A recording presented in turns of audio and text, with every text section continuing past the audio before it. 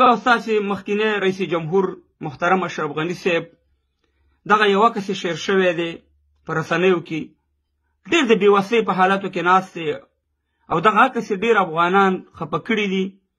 او افغانان وایي چې یاره ولې اشرف غني صاحب په داسې خفګان کې ناست دی سپین ږیری شوی سپین ږیری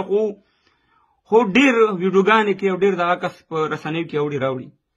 افغانان وروڼو یو خبره یاد ساتئ وایي چې یوه سترګه دې ووځي په بله سترګه لاس کښېږده شکر وباسئ چې اشرف غني صاحب د افغانستان نه ژوندی ووتو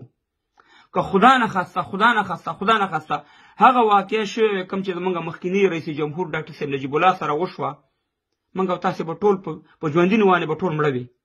نو شکر وباسئ چې ژوندی ووتو کابل د بربادۍ نه بد شو زموږ خویندې میندې دومره بېعزته نه شوې وطن وران نه شو هر څه په ځای پاتې شو ګورې دغه جمهوریت ته سکوت ورکول ما مخکې درته ویلي اول په جمهوریت کې د جمهوریتیانو کار و د ټوپک سالارانو جنګ سالارانو بې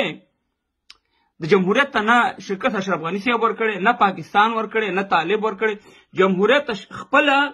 خپله امریکې دا لوبه وکړه او دا جمهوریت یې د منځه ویوړه او دا ملي اردو یې ختمه کړه نو دا نظام چې دا پلاني کړی بستاني کړی او خلک راځي دلته په اشرف غني باندې دغه کوي نیوکې کوي دا بېځایه دي د امریکې خوښه وه اوسې مهربانه شی جوړ کړی او شی وران په ختمه خبره زه چې یم ګوره د ټولې دنیا الله په سر باندې خو په دې ټوله دنیا باندې نن سبا چې باچۍ کې په دې ملکونو باندې هغه امریکا ده 130 ملکونو له امریکا پیسې ورکوي 130 ملکونو نه دا پوه کوي او په 130 ملکونو کې افغانستان هم دی دا کومه بده خبره نه ده زه چې د افغانستان واکدار شمه زه نه پاکستان سره خبره کوم نه روس سره کوم نه چین سره کوم مستقیم د امریکې سره کوم او زما به دوه مطالبې وي دوه ایجوکیشن تعلیم ښځې نر ټولو وانې او د اسلام په چوکاټ کې به جوړم انشاءالله داسې دا خبره نه کوم چې خلک د دې نه بله دغه وانلي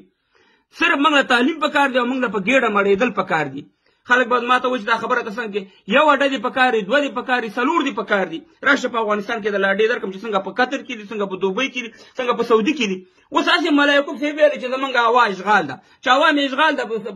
پورته چت خو لاندې یو دوه اډې درې اډې څلور اډې دي والې زما دا ولس دې په ګېډه موټ کړي ما له دې ایجوکیشن راکړي ما ته دې تعلیم راکړي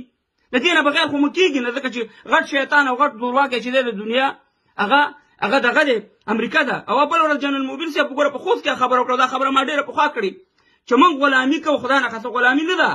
که موږ غلامي کوو ولې د امریکې نه کوو چې کم از کم وطن خو مې په وداني نو خبره دا ده چې مستقیم دغه ټوله لوبه د امریکې ده